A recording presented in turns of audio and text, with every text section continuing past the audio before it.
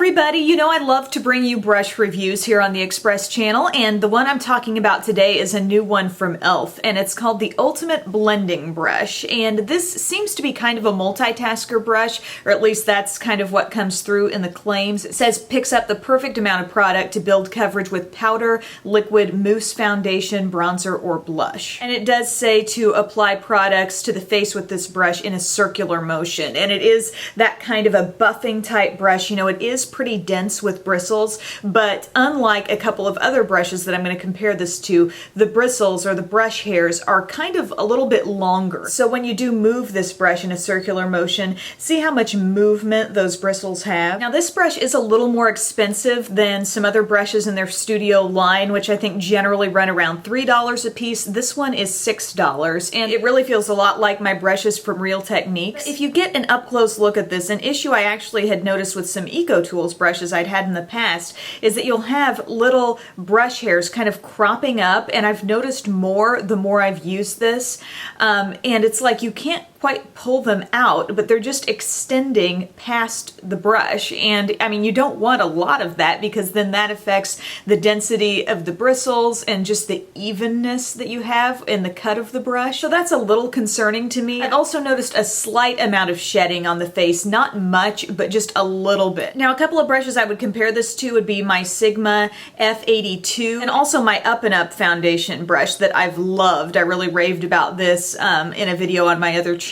These are two brushes that I think have a very similar cut to this one. You know, it's not completely blunt all the way across. There is a little bit of taper down the side, a little bit shorter bristles on the sides of this brush, and I think both of these have that as well. The differences, though, are that the Sigma is probably the stiffest of the three. It has really short bristles, it's very densely packed, so when you move it in a circular motion, the brush hairs don't really move out very much. You're not going to cover a really wide surface area with that. Now, something I really liked about the one from Target is that it has really dense, really soft bristles, but I can move it in a circular motion and it does spread just a little bit more, which I think makes it really great for foundation. It's also kind of nice for stamping over different areas, but this brush blends out stuff more easily than the Sigma one does. This might be a more specialized brush, you know, the Sigma for contouring or different cream products you might apply. And then the E.L.F, like I was saying, it spreads the most. It really does cover a wide area, but I don't know that I love it so much with foundation, and you'll see this applied with my Sonia Kashuk Perfecting Luminous foundation, and it does a decent enough job with that. I mean, I feel like I can end up with even coverage, you know,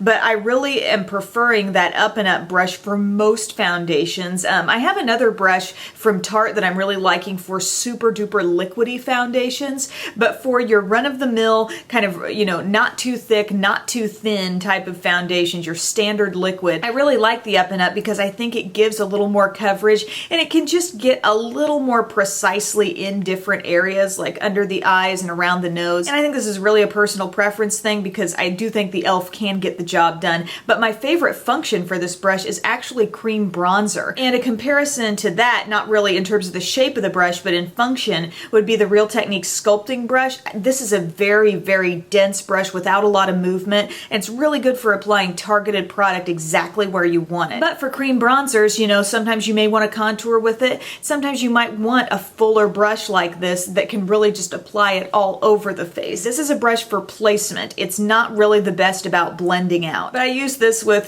just a coincidence, another Sonia Kashuk product, my Undetectable Cream Bronzer in Rich Bronze, and it did work nicely, you know, in the hollows of the cheeks, but also just around larger portions of the face. This really handled the cream product well. It blended it out nicely. I went ahead and used it with a cream blush. Also, I used this Maybelline Dream Bouncy Blush in Plum Wine, and I feel like it picked up the product well. It applied it to my cheeks nicely. But with the blush, I did find myself kind of pressing a little bit harder on the skin, which can kind of interfere with your foundation application, you know, what you've got underneath. So I do still prefer my E.L.F small stipple brush because that can go so lightly over the skin and really leave whatever's underneath your blush very unaffected. I don't really think this brush is a must-have for everyone, especially since, you know, there have been a lot of great synthetic buffing foundation type brushes on the market now. Chances are you've already got one you love, and if that's the case, I don't think you're going to try this and think it's like way better.